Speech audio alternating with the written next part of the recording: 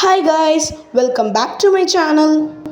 Last வீடியோவில் acid பற்றி சொல்லியிருந்தேன் அண்ட் இந்த வீடியோவில் பேஸஸ் பற்றி சொல்ல போகிறேன். ஸோ வாங்க பார்க்கலாம்.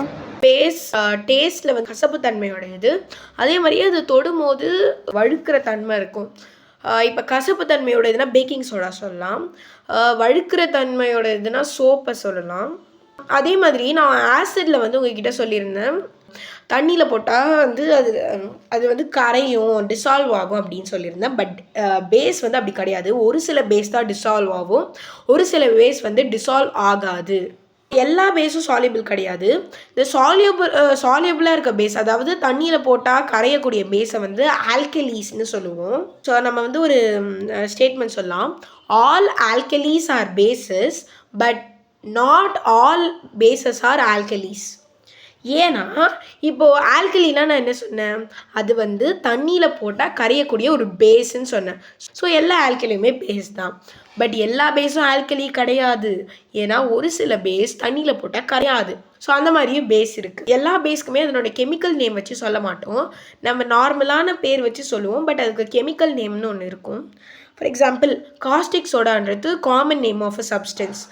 அதனுடைய கெமிக்கல் நேம் வந்து சோடியம் ஹைட்ராக்சைடு. ஸோ இந்த சோடியம் ஹைட்ராக்சைடை தான் சோப்பில் யூஸ் பண்ணுறாங்க, NaOH சொல்யூஷன் அப்படின்னு சொல்லுவோம்.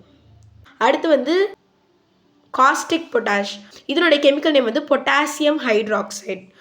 நிறைய பேர் வந்து இதை பொட்டாசியம் சொல்கிறாங்க, அது பொட்டாசியம் இல்லை, பொட்டாசியம். அடுத்து மில்க் ஆஃப் மெக்னீசியா, அதனுடைய கெமிக்கல் நேம் வந்து மெக்னீசியம் ஹைட்ராக்சைடு. அதே மாதிரி இதுலேயும் நோட்டீஸ் பண்ணுங்கள், மெக்னீஷியம் இல்லை, மெக்னீசியம்.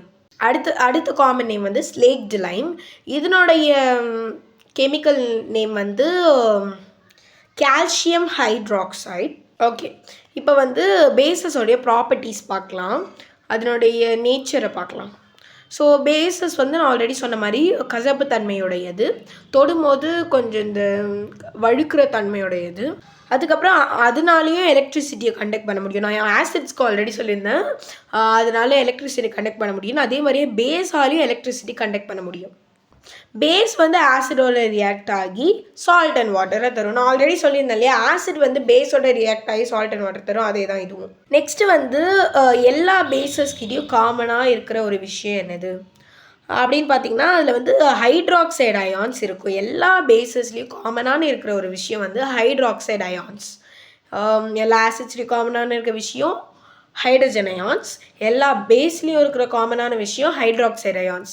ஆனால் ஒரு ஆசிடிக் சப்ஸ்டன்ஸ் வந்து தண்ணியில் போட்டால் அது வந்து ஹைட்ரஜன் அயான்ஸ் ரிலீஸ் பண்ணும்.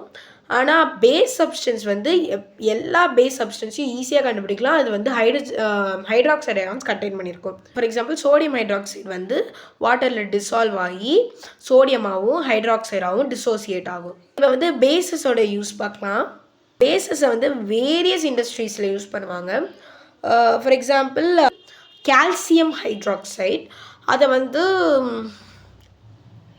நிறைய பில்டிங்கோடைய ஒயிட் வாஷிங்க்கு யூஸ் பண்ணுவாங்க. அதே மாதிரியே சோடியம் ஹைட்ராக்சைடை வந்து சோப்பில் யூஸ் பண்ணுவாங்க. அமோனியம் ஹைட்ராக்சைடு வந்து ஃபர்டிலைசர்ஸ்லாம் யூஸ் பண்ணுவாங்க. அப்புறம் மெக்னீசியம் ஹைட்ராக்சைடு அதை வந்து இந்த ஸ்டொமக்கில் அசிடிட்டிலாம் வந்ததுன்னா அதை யூஸ் பண்ணி அந்த அசிடிட்டியை கம்மி பண்ணுவாங்க. ஸோ அப்போ டைப்ஸ் ஆஃப் பேஸஸ் பற்றி பார்க்கலாம். பேஸில் வந்து ரெண்டு டைப் தான், ஒன்று ஸ்ட்ராங் பேஸ், இன்னொன்று வந்து வீக் பேஸ். ஸ்ட்ராங் பேஸ்னால் தண்ணியில் போடும்போது வந்து அது கம்ப்ளீட்டாக அயனைஸ் ஆகும், அயனைஸ் ஆகி நிறைய ஹைட்ராக்சைடை வந்து ப்ரொடியூஸ் பண்ணும். அந்த மாதிரியான பேஸ் வந்து ஸ்ட்ராங் பேஸ்ன்னு சொல்லுவோம். நெக்ஸ்ட் வந்து வீக் பேஸ். இந்த வீக் பேஸ் வந்து கம்மியான ஹைட்ராக்சைடு அயான் தான் ப்ரொடியூஸ் பண்ணும். ஸ்ட்ராங் பேஸ்க்கு எக்ஸாம்பிள் பார்த்திங்கன்னா காஸ்டிக் சோடா, காஸ்டிக் பொட்டாஷ்.